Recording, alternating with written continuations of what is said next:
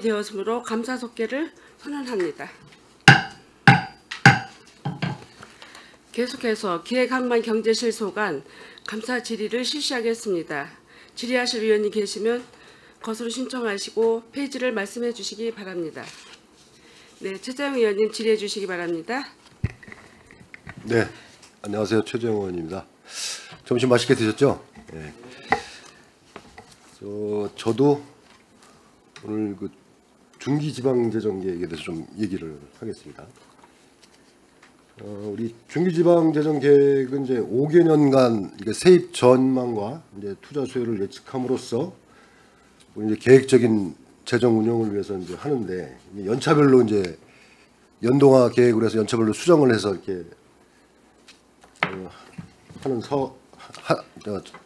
작성을 하는데요. 우리 그 지방재정법 제33조에 따라서 매년 5개년 단위에 이제 중기지방재정계획을 수립하고 있는데, 지금 아까도 우리 이제 김명수 의원께서 말씀하셨지만, 이 지금 세수 추계나 그 다음에 이 사업 이런 것도 연도별로 계속 바뀌고 있고, 지금 예를 들어 보면 이제 중기 지방세 같은 걸 보게 되면 지금 23년도에 세운 중기지방재정계획을 보면 이제 지방세 수입 계획이 23년에 8,320억, 24년에 8,690억 이렇게 가다가 또 24년도에는 또 많이 바뀌어요. 변동이 되고 또 25년도에도 많이 바뀌고. 근데 실질적으로 이제 우리가 24년도 징수액을 보면 7,069억 정도 되는데, 지금 그리고 그런데 24년도에 보면 이제 25년도 지금 올해 지금 징수액 목표액이 얼마죠? 거기서 시세 기준으로 했어요. 7,500억이죠.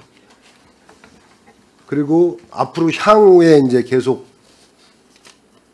8.5% 증가한다고 이제 이렇게 중기지방재정계획이 이렇게 되어 있습니다. 네. 어떻게 가능합니까? 가능하다고 예상을 하시는 거예요? 그 평균에 대한 부분에 대한 거는 저희가 가능한 걸로 판단을 하는 것 부분이고요. 다만 지금 경기 불황과 또 여러 여건 때문에 자기가 제일 많이 비중을 차지하고 있는 지방소득세 부분이 이제 큰데, 네. 그 부분에 이제 변동성 때문에 지금 그 부분에 대해서 급히 오르거나 내리는 부분에 대해서 변동성이 있어서 그런 부분이 있지만은 그래도 평균적인 그 증가 부분은 계속 이루어질 수 있다 이렇게 판단은 됩니다. 참고로 올해 삼성이 516억을 냈거든요. 네, 작년에 없다가. 알고 있습니다. 네, 그런 부분이 있습니다. 연평균 8.5% 증가를 해가지고 내년에는 지금 8천억 정도를 예상을 하셨고, 그 다음에 27년에는 8,670억, 그 다음에 28년에는 9,430억, 그 다음에 29년에는 1조가 넘어갑니다. 근데 이런 계획들이 지금 이게 형식적으로 계획을, 그러니까 뭐랄까 좀 추계를 정확히 하고 이렇게 연도별로 계획을 세우는 게 아니라 그런 식으로 하는 것 같아요. 그리고 세액 수입도 보면 아까도 말씀하셨지만 세액 수입도 지금 올해 25년도에 보면 세액 수입이 지금 7,389억이에요. 올해 세액 수입 목표가 얼마입니까?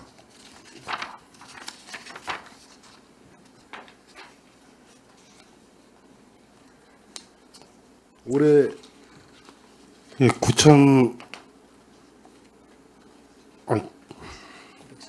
932억 정도.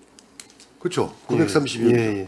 근데 세액 수입을 7,300억을 잡았어요. 이렇게 세수를 이렇게 잡아가지고 이게 사업이 정상적으로 진행이 됩니까? 이게 지금 24년도에도 세액 수입 징수액이 1,315억이에요. 근데 24년도에 얼마를 잡았냐면 세액 수입을 24년도 전망치에서는 4,922억을 잡았어요. 그래도 올해를 이제 7,545억 정도 작년에 이제 지방재정계획, 중기지방재정계획 그렇게 했고 올해도 이제 세액 수입이 지금 오차가 너무 심해요. 지금 올해 7,389억, 내년 26년에 6,478억. 뭐 이렇게 되고 아까도 이제 말씀하셨듯이 뭐 과태료 부담금들을 뭐 3,200억씩 세우고 이게 정확한 무슨 근거에 의해서 세우는 겁니까? 아니면 이렇게 추정을 하시는 거예요? 이렇게 됐을 때 이 사업 계획은 맞는 건가요? 이게 사업 계획을 이렇게 여기에 맞게끔 짰을 텐데 그런 게 이게 실제 이 세입하고 괴리가 엄청 발생을 하고 이렇게 되면 예정대로 사업이 진행이 안 될 거 아닙니까?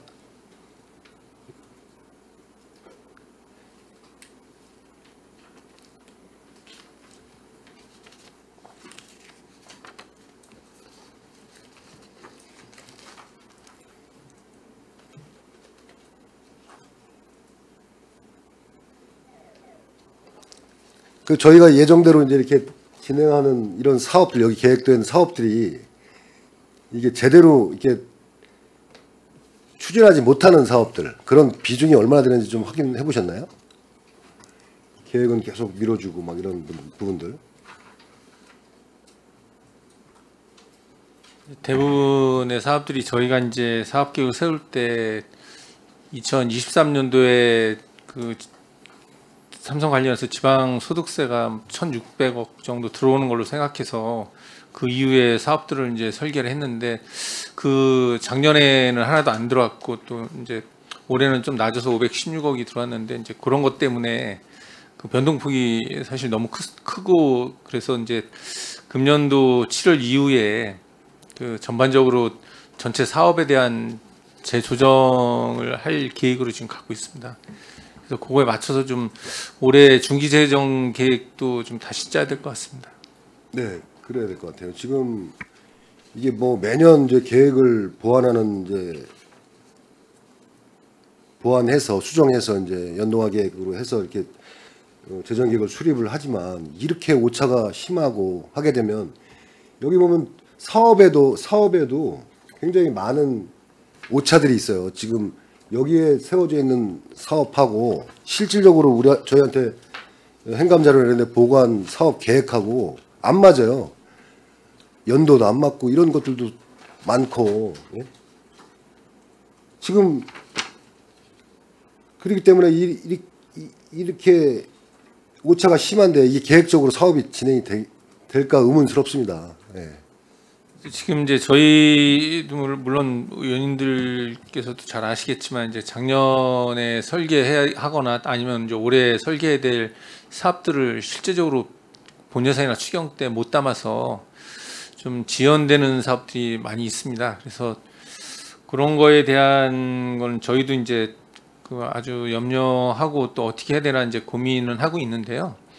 아무래도 저희가 이제 일방적으로 이 사업을 뭐 A 사업을 조정하거나 이러긴 좀 어렵기 때문에 시의원님들 또 시민분들의 의견을 충분히 반영해서 좀 미룰 수 있는 사업은 좀 연도를 조정하거나 이래야 될 필요성이 있는 걸로 판단하고 있습니다. 네, 꼭 그러셔야 될 것 같아요. 지금 그리고 이제 우리 주요 공공건축 현황을 보면 이제 청사 건립 쪽에 12개 사업이 있습니다. 12개 사업이 있는데 그게 지금 거기에 필요한 예산이 6,391억이에요. 준공 시점이 거의 2028년 상반기에 있고 그다음에 남북권역의 공공건축 사업이 10개 사업 이게 2,163억 이것도 28년도에 준공 시점이 이렇게 돼 있습니다. 그다음에 북부권역의 10개 사업인데 그것도 한 1,424억 그다음에 서부권역 3,156억 그다음에 고도 국자계획지구에 3,722억 이게 거의 한 30년 정도 안에 다 사업이 이루어져야 되는 거예요. 총 50개 사업에 지금 1조 6,800억입니다. 그다음에 제가 좀 자료를 받은 게 있는데 이거는 그러니까 이게 여기에 포함되겠죠. 지금 100억 이상 건축 사업 현황 해가지고 3조 3,600억이에요. 지금 여기에 필요한 재원이 이런 걸 봤을 때 이게 지금 우리 이 지방재정 계획을 수립하고 할 때 이 사업별 우선순위를 정해서 좀 정리할 필요가 있다라고 보는 겁니다. 지금 재검토도 해야 될 건 하고, 이게 현실성 있게 사업을 계획을 세우고 하셔야지, 이걸 매번 이렇게 계획 세워놓고 뭐 어떤 문제로 1년, 2년 계속 늦어지고 공사가, 그러다 보면 이제 사업비도 계속 늘어나고 행정력 낭비에 여러 가지, 그다음에 또 이런 신뢰도, 예? 시민들에게 이 행정 신뢰도도 떨어지고 여러 가지 지금 악영향이 많을 것 같아요. 그래서 이번 내년에 이제 이게 중기지방재정이 10월에 세우시나요? 그렇죠. 10월쯤에 세우죠. 네, 지금부터 준비해서 세입 추계하고 세출도 사업에 대한 조정이나 이런 걸 거쳐서 10월에 하게 됩니다. 10월에 예. 10월에 하게 되죠. 예. 네. 그때는 좀 이게 조금 이렇게 이게 예측이 좀 어려운 부분은 있는 걸 알고 있습니다. 알고 있는데 그래도 어느 정도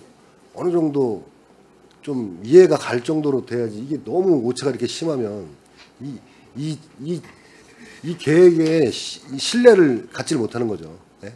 그리고 그런 부분 때문에 지금 이 계획을 잡으실 때 좀 면밀하게 세수도 잘 따져보고 여러 가지 사업도, 지금 저희가 그 삼성전자 같은 경우 이제 세수가 계속 잘 들어오다가 지금 24년도에 거의 안 들어왔고요. 올해 이제 516억 들어왔지 않습니까? 네, 맞습니다. 예.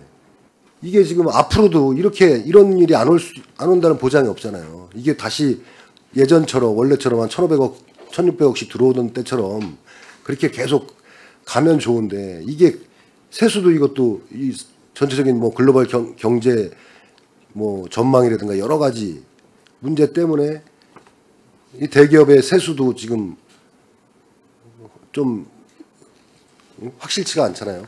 그런 것도 대비를 해서 좀 이렇게 계획을 짜야 되지 않나, 이런 말씀을 드립니다. 예. 의원님께서 지적하신 사항 충분히 고려해서 네. 올해 수립할 때 반영토록 그렇게 하겠습니다. 네. 감사합니다. 좀 계획을 이번 이제 내년에 중기지방제가 한번 보겠습니다. 또 어떻게 잘 하실지 우리 기획예산과장님 신경 많이 써가지고 좀 해주시고요. 그리고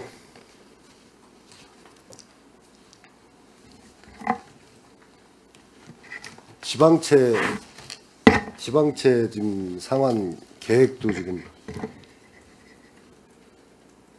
지금 올해부터 지금 상환해야 될 금액이 245억이죠. 245억.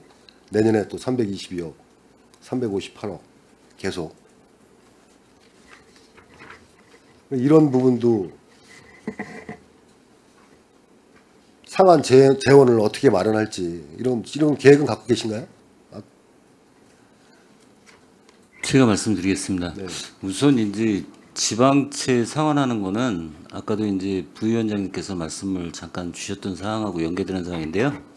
지금 현재 뭐 의원님께서 말씀 주신 것처럼 뭐 각종 대규모 사업들 진행하면서 이제 그 연도별 비중이 또 증가치가 계속 증가하고 있는 추세에 있는 거 맞습니다.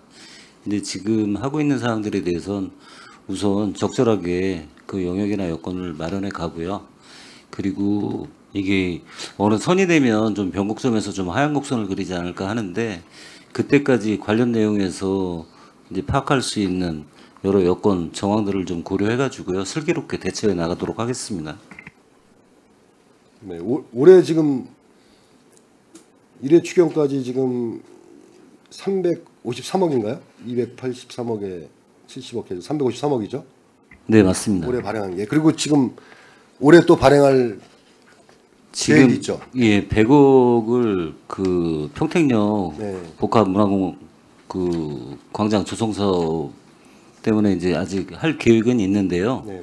요것도 이제 그 시기 이전에 미리 받으면 이자 상환액이 좀 많이 발생할 것 같아 갖고 그 시점 가까워져서 그런 여건을 좀 이자 부담이라도 좀 줄여보려고 노력하고 있습니다. 그 지금 또 뭐야 경기도나 공공자금 이쪽에서는 지금 지방채 저희가 안 돼서 지금 일반 사금융기관에서 지금 하고 있잖아요. 하고 있고 금리도 좀 높고. 그 사항 조금 말씀을 올리면은요. 네. 저희가 이제 행안부에서 매년 이제 발행 규모를 승인을 받거든요. 네네. 근데 올해 같은 경우는 경기도에서 그 조성하는 지역개발기금은 자금 부족으로 인해서 경기도에서 아예 예산을 못 세운 상태고요. 네. 그리고 이제 기재부 공공자금 관리기금도 액수가 적어서 전체적인 여건에서 기초가 됐든 광역이 됐든 그 내시되는 사항이 없었습니다. 특히 저희 경기도 같은 경우는 올해 이제 기재부 기금 편성된 시군이 한 군데도 없습니다. 그래서 네. 어쩔 수 없이 이제 지금 말씀 주셨던 금융권 차원을 하게 됐는 이제 발행을 받게 됐는데요. 요거는 나중에 공공자금 현재 지금 어려움이 좀 타게 되고 그리고 기금에서 확보 가능한 사항이 있으면 추후에도 그 차원을 통해 가지고 지금 말씀 주셨던 이자 부담이라도 좀 줄여볼 수 있도록 노력하도록 하겠습니다. 네. 그리고 이 지방채 발행하는 것도 지금 별도로 의회에 좀 보고를 해주셨으면 좋겠어요. 이게 예산서에 그냥 담겨가지고 이렇게 오는데 그럴 때는 잘 이게 그 유심히 보지 않으면 그럴 수 있거든요. 그렇기 때문에 그거는 이제 회기 때 네. 발행 규모나 금액에 대해서는 보고를 드리고 있습니다. 예산 편성할 때. 예산 편성을 예, 하고 예. 있나요? 지금 하고 있어요? 네. 네. 그래서 지금 지방채도 현재 잔액이 지금 2,111억이고 또 올해도 100억도 발행하면 2,200억. 또 내년에도 또 계획이 있으실 거 아니에요? 그거는 이제 아까 말씀드린 것처럼 매년 발행 규모는 전년도 10월까지 저희가 뭐 수요조사도 하고 그리고 발행 계획도 수립을 해서 이제 행안부에 그 자료들이 넘어가면 다음 연도 거는 전년도에 규모가 발생이 되는 거거든요. 그 지금 올해 이제 발행한 도액은 저희가 통보받은 게 있지만 내년 그리고 그 이후에 있는 영역들은 이제 해가 좀 지나가면서 다음 연도 결정이 되는 사항이라 그건 아까 말씀드린 대로 사전 수요조사나 이런 걸 통해서 계획이 만들어져야 내년 규모가 나올 것 같습니다. 네, 지방채 이 발행하는 것도 좀 신중하게 검토하시고 그다음에 이걸 상환할 계획들도 신중해서 좀 해야 될 것 같습니다. 네. 그리고 네.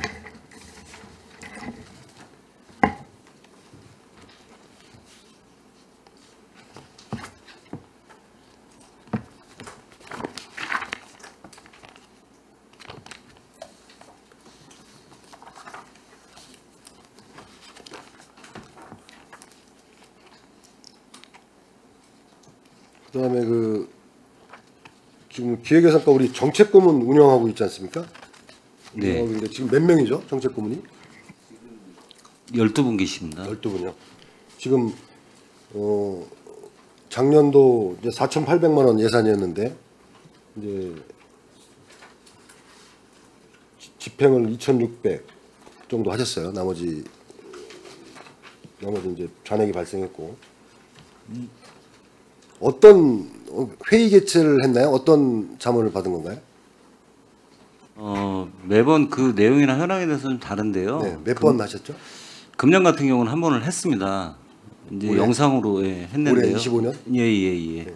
저희가 이제 이 표현이 맞는 건지 모르겠는데 대선으로 인해 가지고 이제 후보자들께서 공약하는 사항 중에 저희가 좀 필요로 한다거나 아니면 파트별로 좀 집중적으로 해야 될 그런 주제나 과제를 선정을 해서 그 부분에 대해서 뭐 영상회의를 할 때도 있고요.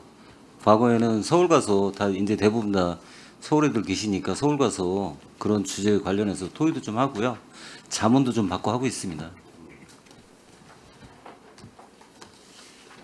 그 24년도에는 지금 몇 건의 자문을 받은 거죠? 제가 정확하지는 않은데 한 4번 정도로 한 걸로 알고 번 있습니다. 정도. 예. 이게 한 번 자문할 때마다 수당이 얼마씩 나가죠? 자문료 해서 한 100만 원 100만 정도씩. 원씩. 예. 그럼 26번을 했다는 얘기는 2,600만 원이 나갔으니까 12분을 대상으로. 나중에 어떤 자문을 받았는지 세부 자료 한번 주세요. 네, 그렇게 하겠습니다. 네.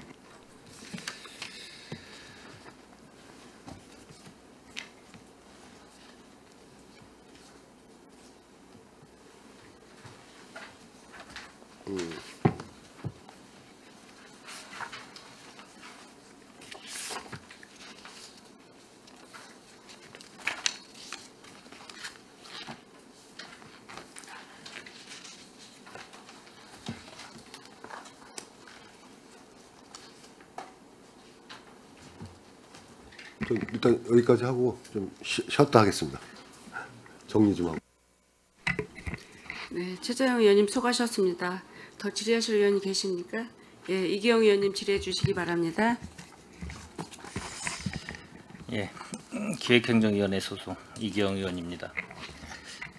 이제 우선 질의에 앞서 오늘부터 이제 시작되는 행정사무감사는 평택시 주요 시책과 행정 전반에 대한 이제 추진 실태를 점검하고 그 성과의 문제점을 객관적으로 분석하여 시정의 발전 방향을 제시하는 매우 중요한 의정 활동의 일환입니다. 저희는 특히 이제 시민의 눈높이에서 정책의 이제 실효성과 행정의 투명성을 점검하고 예산에 이제 효율적으로 어떻게 집행이 되느냐, 책임 행정을 실현하느냐 이런 뜻깊은 이제 과정이라고 좀 생각이 되고요. 그동안 이제 시민의 삶의 질 향상과 지역 발전을 위해 이제 애써주신 집행부 기획항만실 실장님을 비롯해서 6개 과장님들 여러분께 감사드리고 이제 감사를 통해 이제 드러난 부족한 점에 대해서는 이제 진솔하고 책임감 있는 자세로 좀 임해주시길 좀 바라고요. 저 또한 좀 기획행정위원회 위원으로서 이제 행정 전반에 대해 객관적이고 합리적인 시각으로 접근하고 비판보다는 이제 대안 제시, 지적보다는 협력의 자세로 감사를 좀 진행하겠습니다. 무엇보다 이제 이번 감사가 정책의 보완과 시정의 선순환을 이끄는 출발점이 되기를 좀 바라며 시민의 대의기관으로 저 역시 맡은 바 책임과 역할을 좀 다하도록 하겠습니다. 오늘은 이제 기획항만 경제실인데 우리 기획항만 경제실장님께서는 좀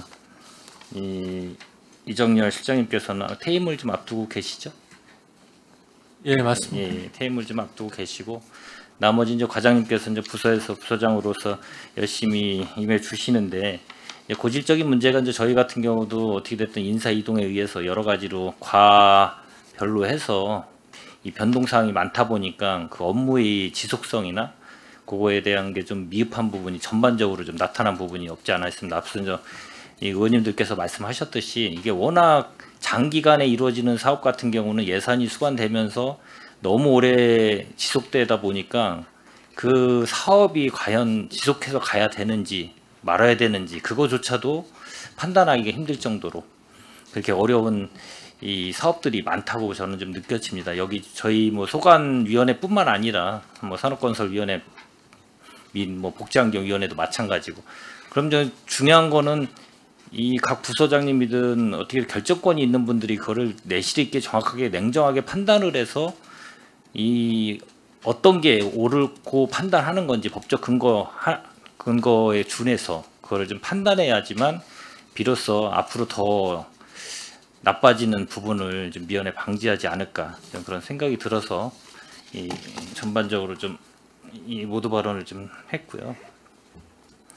저도 일단 이 전체 지금 우리 기획항만실의 6개 과에 공통된 문제점에 대해서 하나만 좀 짚고 그다음에 각 과별로 여기에 있는 전체적인 사업을 다 지금 지적하고 거기에 대해서 저희가 다 볼 수 있는 시간적인 여력도 없을 뿐더러 의원님들이 그렇게까지 시간이 다 허용되지가 않기 때문에 기본적인 이제 중요한 부분과 본인들이 관심사에 있는 사업 같은 거를 지금 질의를 하셨어요. 그럼 이제 공통될 수도 있고 또 중복될 수도 있어요.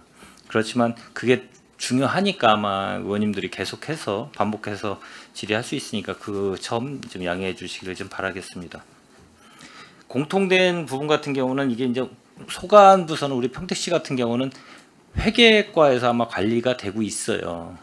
그렇지만 각 부서에도 회계 담당하시는 아마 주무관님들이 다 계실 거로 저는 알고 있습니다. 맞습니까? 다 각 부서에서도 회계 관련돼서 저기 담당하시는 업무 분장돼 가지고 담당하시는 주무관님들이 계시죠? 다 있습니까? 예, 부서별로 회계 담당자 있고요. 예산 담당, 서무 다 공이 똑같이 있습니다. 좀 제가 한번 좀 이 각 부서별로 좀 여쭤보는데 이제 나중에 종합적으로는 이제 회계과에다가 제가 이제 질의를 하려고 자료는 준비를 했는데 그거에 앞서서 관련 혹시 회계과에서 각 부서들이 이 전체적으로 평택시의 물품 관리를 과연 어떻게 하고 있는가, 이건 지속적으로도 제기됐던 문제예요. 그 전에도 아마 의원님들이 많은 지적을 하셨을 것도 사료되고 그렇지만 지금 시점에서 한번 더 짚어가야 되겠다. 혹시 우리 평택시에 갖고 있는 물품이 어느 정도 되는지 혹시 아십니까? 혹시 그냥 뭐 각 부서에 대한 건 당연히 파악을 했을 텐데 전체적으로 우리 평택시가 갖고 있는 물품이 과연 어느 정도 되나? 대략적으로 뭐 혹시 아시는 과장님들이 계십니까? 알기는 아마 쉽지는 않을 거예요. 이게 워낙 이 회계과에서도 다 취합해가지고 우리가 매년 6월인가 7월달 되면은 우리 이 프로세스를 보면은 뭐 행안부 지침에 따라서 매년 한 6월이나 10월달 정도에 이 재무조사 수행 및 보고를 하게 돼 있다라고 돼 있더라고요. 그럼 부서장님은 당연히 아시겠네요. 이제 회계과에서 얘기하면은 그렇게 하고 계신가요? 어디 하고 계신가요, 과장님들? 제가 그냥 말씀 다 예. 전체적으로 올려보겠습니다. 우선 이제 각 부서에서 재물로 관리하는 물품 중에 관리 대상이 있고 비관리 대상이 있거든요. 예. 근데 이제 그 중에서 지금 의원님께서 말씀 주신 대로 1년에 한 번 정기 재물 조사를 실시를 하고 있습니다. 그 전체 계획은 회계과에서 일괄로 각 실국, 실과소 뿐만이 아니고 본청, 사업소 이런 기관까지 다 전달을 해서 그 전년도에 있었던 거하고 조사를 겸해서 같이 하고 있고요. 그리고 손실이나 못 쓰는 그런 물품들은 이제 폐기 여건들로 마무리를 하고 있습니다.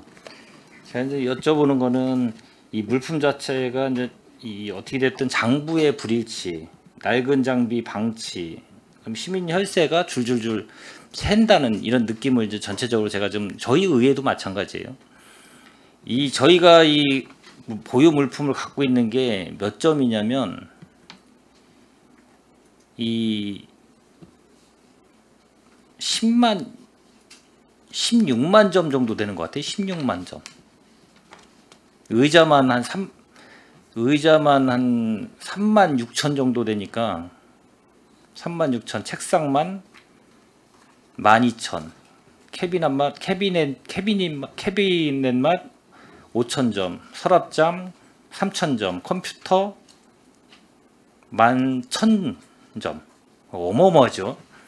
가격으로 따지면은 환산해 보니까 가격으로 이 자료에 의하면 1,300억 원이에요. 1,300억 원. 그 뭐 여기 알고 계신 과장님들 있으세요? 1,300억 원.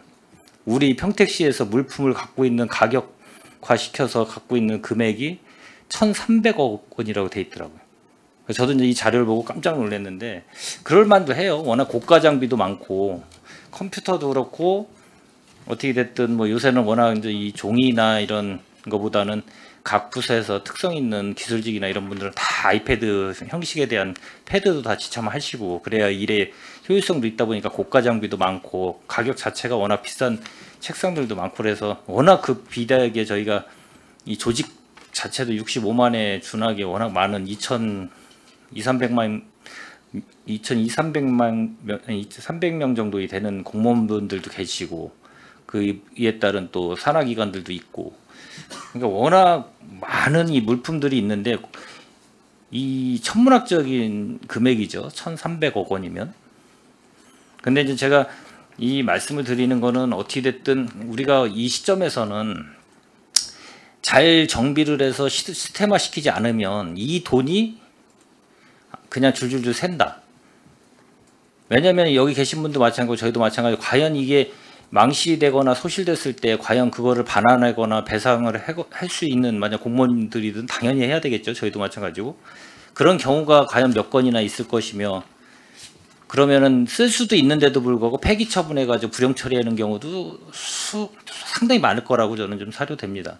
그럼 이제 그거를 재활용할 수 있는 부분을 잘 찾아서 시스템화 시켜서 필요한 곳에 적절하게 뭐 매각이 안 되면은 거기에다 기부할 수도 있는 부분도 분명히 있고 그런 게 좀 잘 안 돼 있고 이 전국적으로 이렇게 사례를 보면 잘 돼 있는 지자체가 있어요. 시스템화돼 있어가지고 우리는 기본적으로 전자태그라는 이런 시스템도 있는데도 불구하고 지금은 아마 안 되고 있는 것 같아요. 평택시도.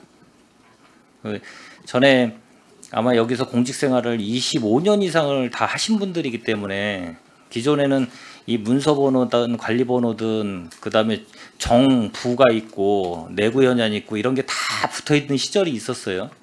근데 지금은 좀 그런 거보다는 인력도 안 되고 그러다 보니까 전자적으로 관리를 하고 몇 개가 있고 이런 거를 단지 기록은 해놓는데 불일치하다. 그리고 시스템화가 안 돼 있다 보니까 이 취득하고 불용 처리하고 아니면 뭐 고가의 장비 같은 건 당연히 그 시스템에 의해서 뭐 매각 절차에 의해서 하겠지만 여기 관련 이 회계과에서 과연 그 처리를 각 부서에서 지금 하고 있는지 지금 잘 하고 있습니까 혹시 그 청년 정책과장님 잘 하고 있습니까 그 과는? 저희는 지금 23년도에 신설된 과다 보니까 예 다른 과에 비해서 물품이 이제 누적된 숫자가 좀 작은 편이고요. 저희는 아직까지 잘하고 있습니다. 그러니까 제가 잘하고 있다는 거는 이 물품을 취득한 거와 현재 갖고 있는 거하고 한 번이라도 그 확인 절차를 거쳐본 적이 확인 절차를 해본 적이 있냐고 제가 이제 물어보는 겁니다. 이 대장상에 있는 거를 제가 지금 물어보는 게 아니라 만약에 지금 돌아가셔가지고 만약에 그 부서에서 현존하고 있는 그 물품하고 대장상하고 불일치되지 않는 자신이 있냐는 제가 그걸 좀 여쭤보는 거예요. 잘하고 있다는 얘기를 물어보는 거는. 아마 100% 딱 맞지는 않을 것 같습니다. 예, 그럴 거예요. 네. 대부분 부서들이 아마 그럴 것 같아요. 네네. 그리고 이제 정도의 차이는 있을 것 같은데 그거를 이제 전체적으로 평택시는 이제 회계과 주도로 해서 그걸 시스템화 시켜서 앞으로도 관리를 잘해서 세금이 새지 않고 내 물건처럼 관리하고 거기에 대해서 혹시나 고의성이나 과실의 여부에 따라서 당연히 그거는 이 배상을 해야 될 수밖에 없는 거고 공무원분들도 마찬가지로 저희를 포함했어요. 그런 게 이제 지켜져야 아까 제가 말씀드린 대로 이 1,300억 원이라는 거대한 진짜 저희가 상상도 못하는 이 금액을 지금 저희들이 지금 쓰고 있는데 어떻게 보면 세금으로 이루어진 거기 때문에 거의 다 지방세로 저희 이 가용 재산 갖고 하는 거잖아요. 이건 뭐 국도비 지원이 아니고 그래서 이제 그거 관련돼서 좀 회계과에서도 좀 잘 정비해가지고 시스템화되면 각 부서에서도 그 회계 담당하시는 이 주무관님들한테도 잘 주지시켜서 그걸 관리를 해서 정확하게 그거를 좀 보완을 좀 하고 해주시기를 좀 부탁드리기 위해서 지금 제가 공통된 질문을 좀 말씀을 드렸습니다. 그렇게 좀 해주시겠죠? 네. 네, 알겠습니다. 그리고 기획 예산과 잠깐 저도 이거 하나에 관련돼서 좀 질의하고 또 다른 의원님들이 하시면 좀 추가적으로 또 하겠는데요. 일단 기획 예산과 다 똑같은 얘기를 말씀하시는 것 같아요. 결론은 기획 예산과는 기획을 하건 예산에 대해서 어떻게 전 부서에서 들어오는 거를 편성했을 때 거기서 한번 1차적으로 다 점검을 해서 어떻게 배분할 건가 그걸 제일 중요한 역할을 하시는 거고 재원이 부족하면 당연히 힘들겠죠. 제일 힘들겠죠. 그리고 또 거기를 또 어떻게 보면 깊이 이 부서라고 생각할 수도 있고 아니면 뭐 또 선호하시는 분도 있을 수는 있겠지만 되게 힘들 거예요. 지금 재정 상황이 되게 안 좋은 상황이기 때문에 그래도 어떻게 됐든 우리 시가 나갈 방향에 대해서는 거기서 중요한 역할을 하기 때문에 근데 과연 아까 여러 의원님께서 말씀하셨듯이 우리가 뭐 그냥 주먹구식으로 일하는 건 아니기 때문에 중기지방 재정계획에 의해서 단계별 계획을 또 세우고 5년간 계획을 미리 세우고 세수가 어떻게 확보될 건지 뭐 교부세든 교부금이든 뭐 특별조정국이든 여러 가지를 다 예측을 해가지고 하는 거기 때문에 그 변동률은 일부 있다라고 봐도 근데 예측이 잘 안 되는 것 같아요. 우리 시가 보니까 좀 더 잘 하시지만 거기에 더 면밀하게 해가지고 웬만하면은 이 예측을 잘하면 그만큼의 어떻게 보면 효율적인 부분이 있을 텐데 그게 좀 잘 안 되다 보니까 이 사업은 벌리는 거는 상당히 많고 재원의 이 지방세도 한계성에 부딪히고 그 변수가 생겨가지고 되게 지금까지 삼성의 그 변수 때문에 또 지방세 확보가 줄기 때문에 좀 힘든 경우도 있고 근데 이제 이 역할을 하는 거는 어떻게 됐든 예산과잖아요. 이문재 과장님 그거에 대해서 좀 한번 말씀을 해주시면. 우선 세입이 아까 이제 여러 의원님들께서 많이 말씀 주셨지만 세입이 진짜 넉넉해서 살림살이가 좋다고 하면 뭐 조금 신경을 덜 쓴다 안 쓴다 이런 걸 떠나서 시 전반적인 재정은 여유가 있을 것 같습니다.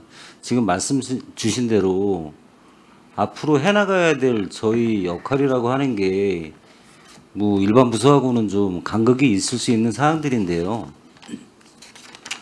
저희가 이제 중기도 매년 더 참고하고 그리고 세입 추계도 더 정밀화하고 그리고 투자 심사 요건 등도 더 강화해서 보고 그리고 필요하다고 하면 환류 여건도 좀 가져보고 그리고 필요하면 전략적인 재원도 배분을 해서 더 필요한 영역 여건에 맞도록 더 노력을 하는 영역을 갖도록 하겠습니다.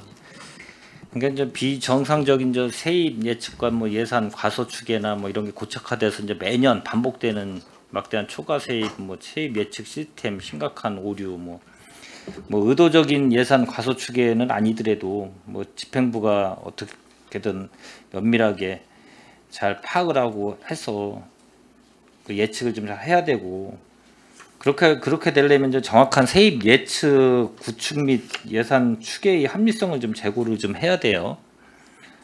그러니까 세입 예측 시스템 자체가 그럼 어떻게 거기에서는 예측을 합니까 혹시?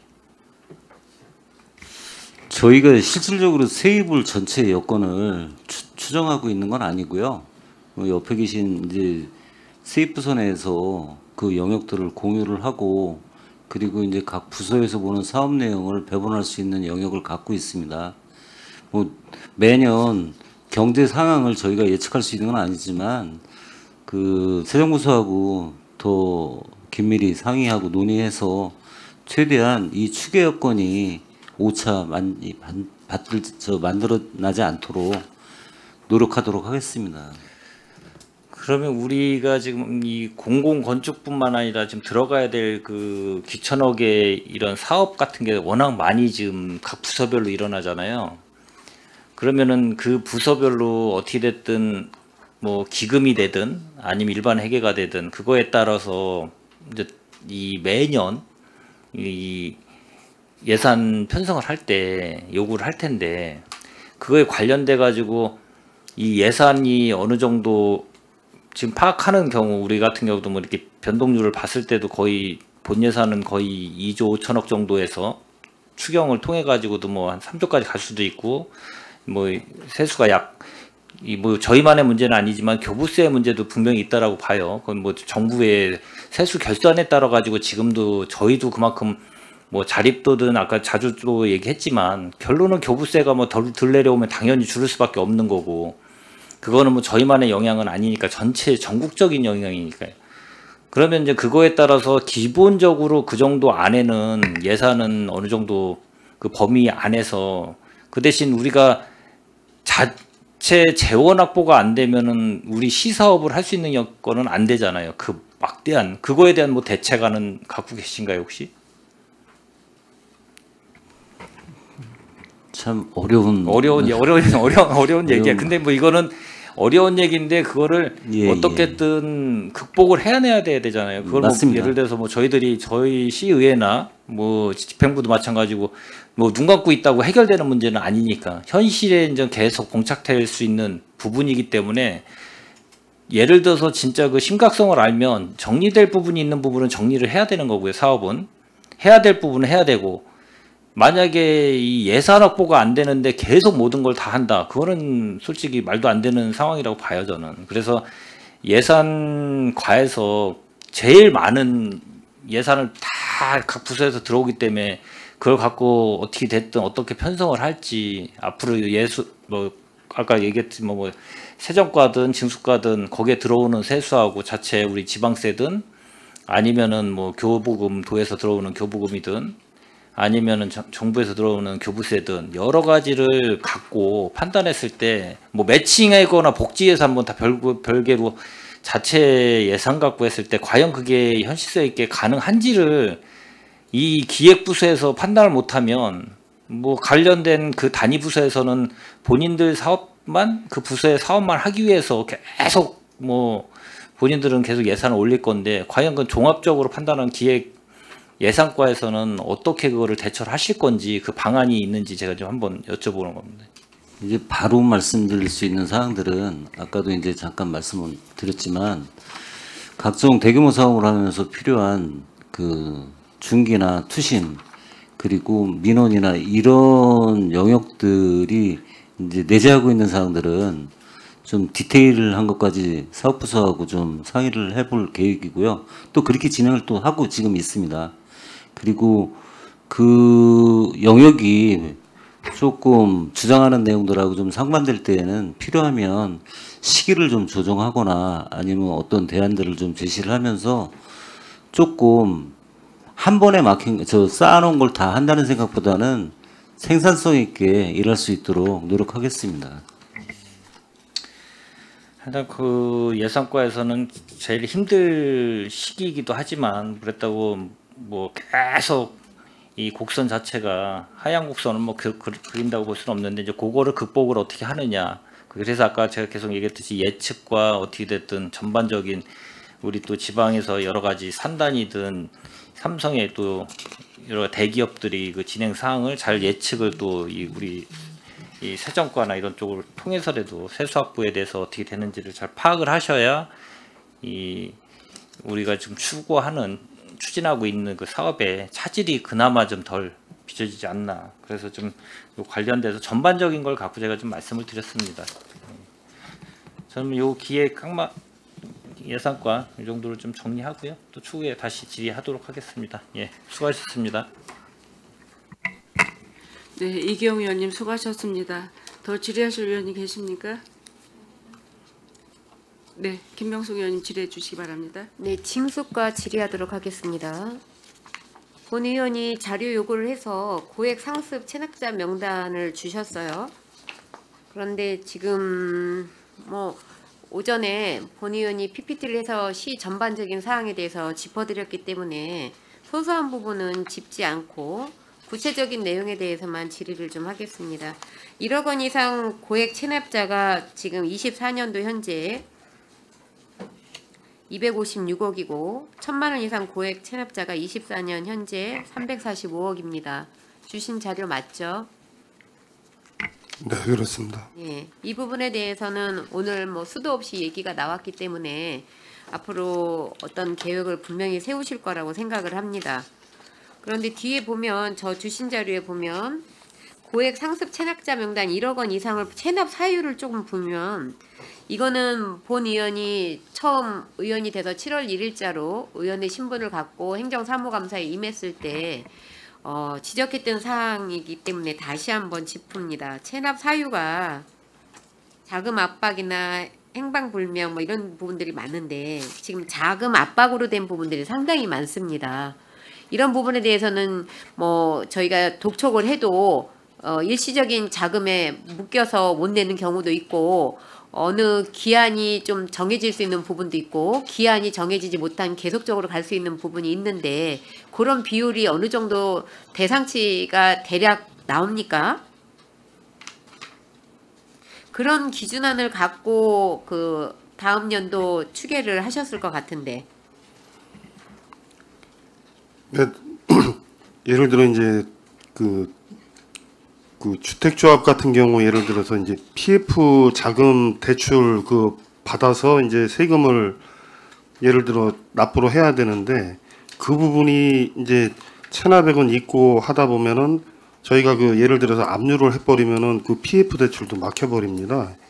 뭐 그런 사항을 이제 통칭해서 뭐 다른 세세한 이유도 있겠지만 기업체들은 거의 그런 사유로 이제 자금 압박으로 분류를 하고요. 그러면은 그 대출이 되면 회수율은 얼마나 됩니까? 자금 압박에 뭐 대출이 되면 갚을 수 있는 여력으로 지금 보시는 거잖아요.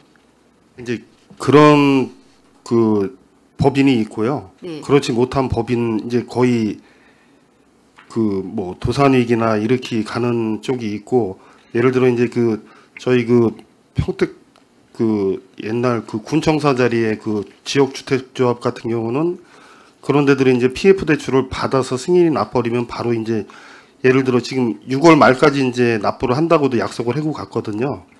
그런 부분들은 이제 PF 대출이 시행이 되면 그 바로 납부를 하면은 약속은 하면은 이제 징수를 저희가 할 수 있는 내용이 됩니다. 근데 금액이 상당히 크기 때문에 시에서도 이 부분이 굉장히 그 가중 업무적인 부분에 있어서 많은 부분을 차지하고 해결책을 찾기 위해서 노력을 하실 텐데요. 그런 부분에 있어서는 저희들이 이제 작년에 뭐 세정과하고도 얘기를 하고 해서 징수팀이 지금 좀 인원이 늘지 않았습니까?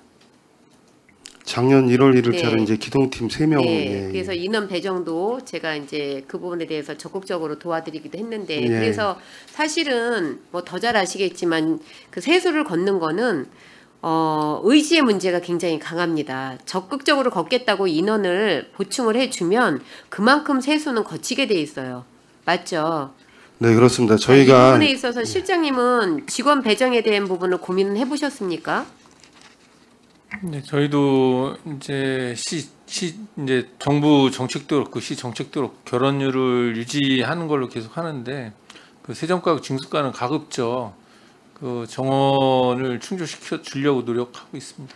그 부분이 바로 저희 오전에 저희가 지적했던 세수에 대한 부분이 촘촘하게 관리되는 부분이기 때문에 우선순위에 징수팀과 세정팀에는 인력 배치를 해주셔야지만 이런 부분이 해소가 됩니다. 이는 그만큼 많이 움직이는 만큼 지금 세수는 확보가 되지 않습니까? 작년에 정원이 충원이 되면서 더 걷어들이는 부분, 미처 다 걷지 못한 부분, 뭐 이런 여러 가지 사유로 못 걷어들였던 부분들이 더 추가된 부분을 비율로 보면 얼마나 됩니까?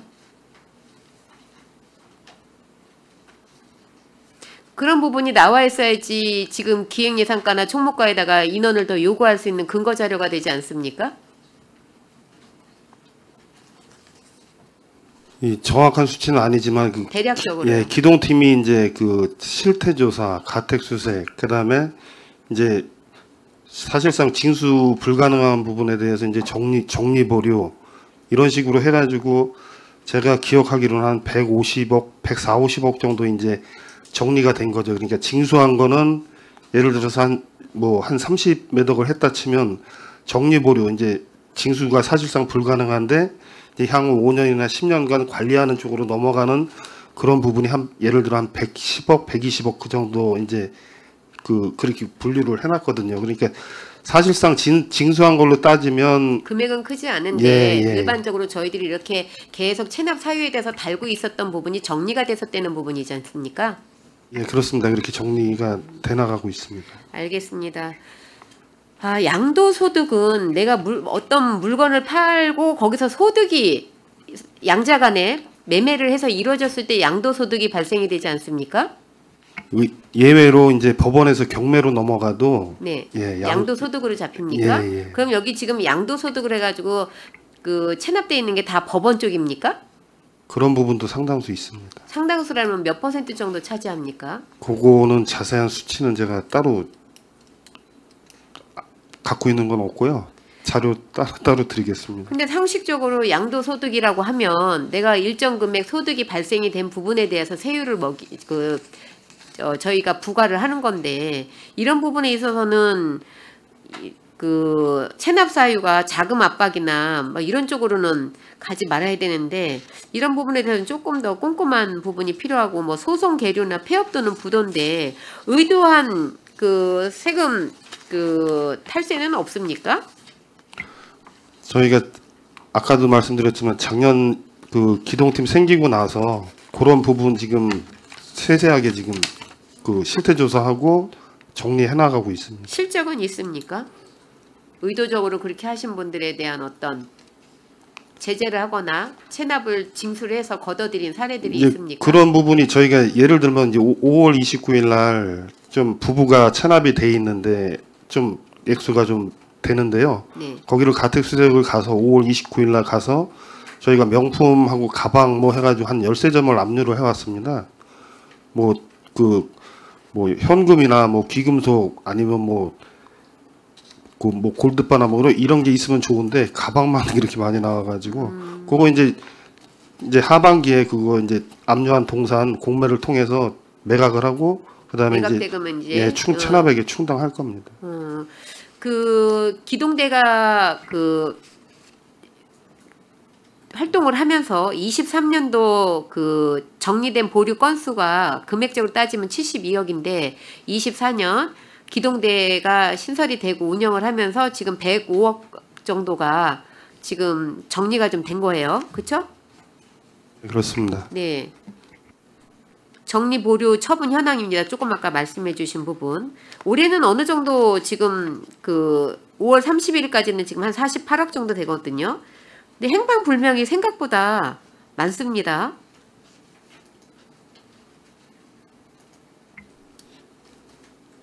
그러니까 예전에 이제 예를 들어 사업을 하다가 뭐 이렇게 되면은 이 사람들이 거주불명인 사람들이 실제 살지도 않으면서 주민등록만 그렇게 해놓으면 저희가 이제 거의 저희가 이제 그 주민등록을 말소를 할 수는 없고 그런 부분이 이제 행불이나 뭐 그런 쪽으로 저희가 그 체납 사유를 그렇게 다른 구분지. 방법으로 이분들을 뭐 찾아서 할 수 있는 부분은 없습니까?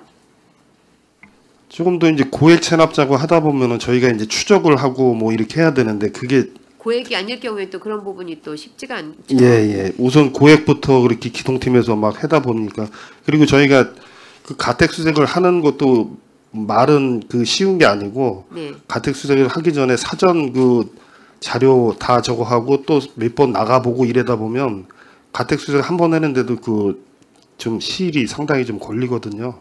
그래서 저희가 한 달에 많으면 2번, 적으면 1번 도 협조 받아서 그렇게 가택 수색을 하고 있습니다. 지금 정리 보류 건수 2024년도 보면 총 건수가 8,078건 중에 안출이 3,558건이에요. 거의 반을 차지하는데 이유가 뭡니까?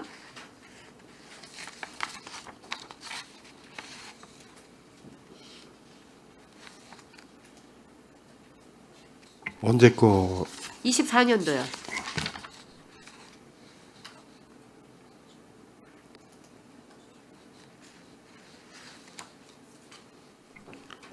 그거는 이제 그 시효 완성 정리라 해가지고요.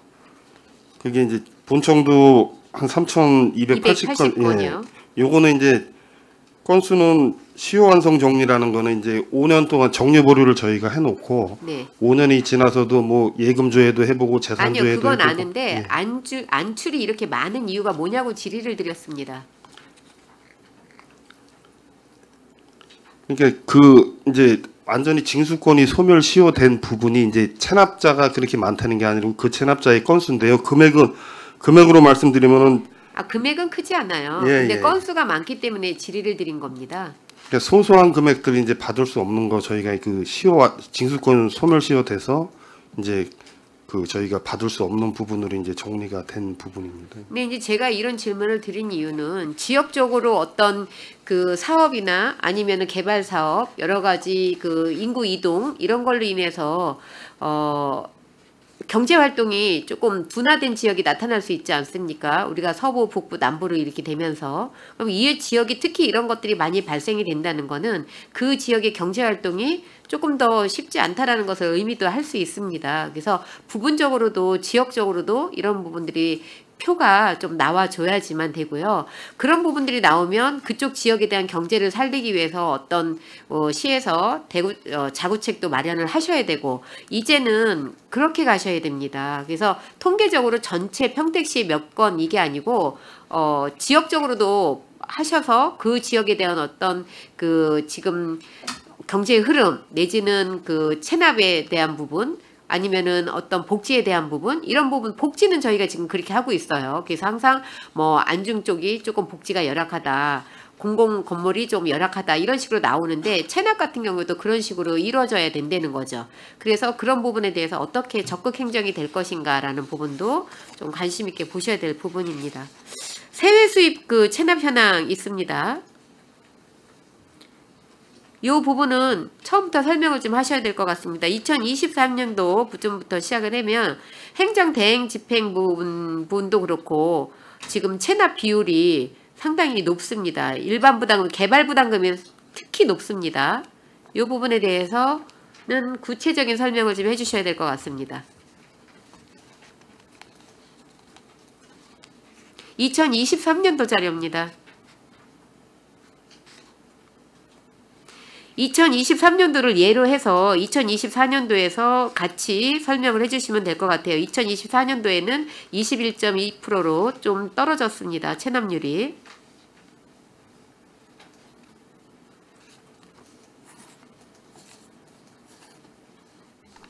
행정 대집행비 같은 경우는 예전에 그 평택항의 그 쓰레기 아니요. 개발 부담금에 대해서 질의를 드렸습니다. 행정 대집행비는 그 옆에 따로 있고요. 예.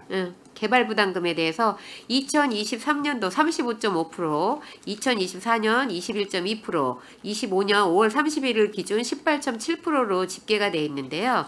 이게 지금 2025년은 5월 31일 기준이기 때문에 더 늘어날 수 있다는 전제하에 질의를 드립니다.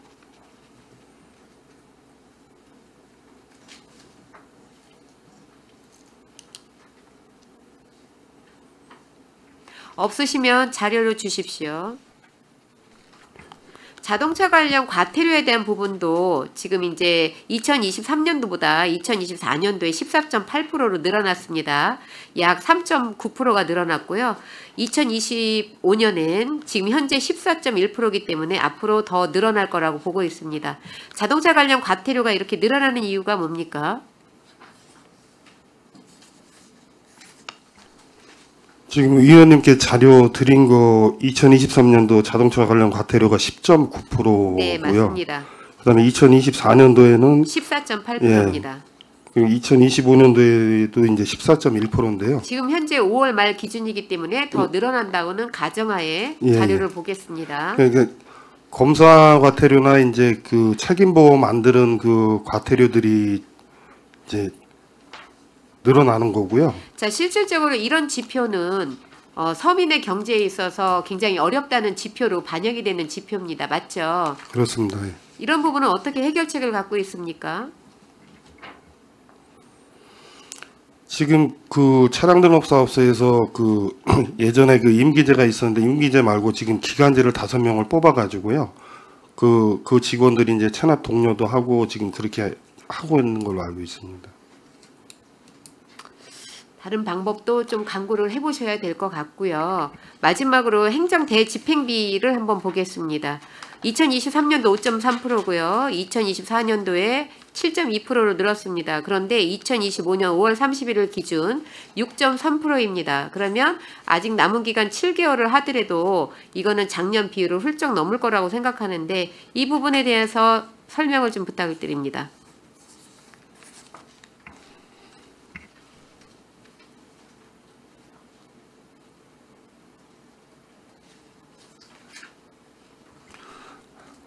그 행정 대집행비는 아까 말씀드렸다시피 그 평택항 그 쓰레기 그 컨테이너로 그 해가지고 했던 잠시만요. 부분. 예. 제가 이거 잘못 지금 잘못 왔다 본 게 갔다 이렇게 돼가지고요. 서류를 지금 잘못 주셨는데 지금 현재 15.1%예요. 예. 지금 그 2배가 됐습니다. 배가 됐습니다. 행정대집행비가 2024년도에 7.2%인데 현재 5월 31일 기준 15.1%로 자료에 나와 있습니다. 5월 30일 기준이 15.1이에요. 이거 자료 잘못 주신 거 아닙니까?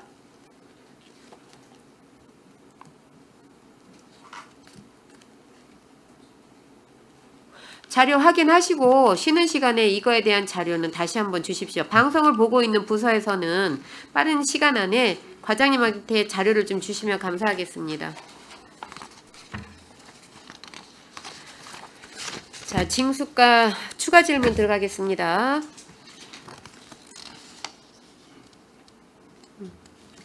자, 고액 상습 체납자 관리 명단 공개 지금 하고 있죠?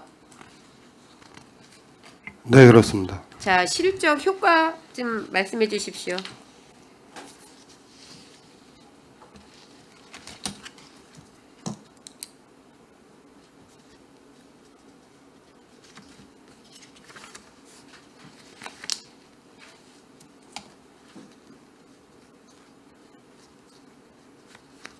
없으시면 자료로 주신다고 말씀하셔도 됩니다. 예, 자료 따로 드리겠습니다. 네, 그러면 결손 처분에 대해서 질의드리도록 하겠습니다. 결손 처분에 대한 기준과 심의 절차가 어떻게 됩니까?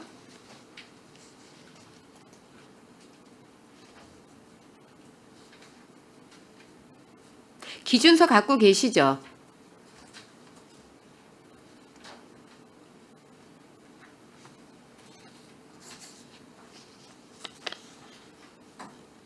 예, 따르고 정리 보류하는 기준이 있습니다. 예. 네, 그런데 제일 중요한 거는 그 기준의 그 적정성이 의심이 되면 이건 문제가 되는 겁니다. 그래서 그 기준 안에 대한 부분은 자료를 주셔야 될 것 같고요. 앞으로 그 부분에 대해서는 다른 의원님들도 관심 있게 지켜볼 겁니다. 왜냐하면 아까 말씀하신 것처럼 결손 처분을 하기 위한 심의이기 때문에 과연 이게 맞는지, 어떤 기준에서 그렇게 하는지, 보편적인 건지 아니면 시 제정의 어떤 기준점에 의해서 정확하게 되는 건지에 대한 부분은 저희들이 살펴봐야 될 부분이라고 생각합니다. 인력 배치에 대해서 아까 제가 말씀을 드렸는데 추가로 배치가 가능한 부분입니까, 실장님? 노력은 하겠다고 아까 말씀을 하셨는데요.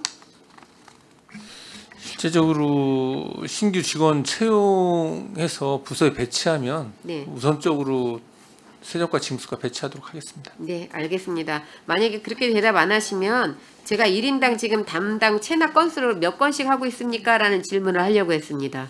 그 건을 말씀드리면 바로 해주셔야 될 부분인 것 같았는데 우선적으로 뭐 배정을 하신다고 하시니까 제가 그 부분은 넘어가도록 하겠습니다. 지금 징수 관련 조례 지침이 최신 개정본이 나왔죠? 체납 정리 운영 지침이 나왔습니다. 그쵸? 조금 아까 제가 그 여쭤본 거하고 같은 맥락입니다. 예. 그 운영 지침을 잘 참고하셔서 결손되는 부분들이 좀 없게 잘 진행을 해주시면 고맙겠습니다. 네, 알겠습니다. 네, 이상입니다. 네, 김명숙 의원님 수고하셨습니다. 원활한 감사 진행을 위해 잠시 감사를 중지하고자 하는데 의원 여러분 이의 있으십니까? 이의가 없으므로 10분간 중지를 선언합니다.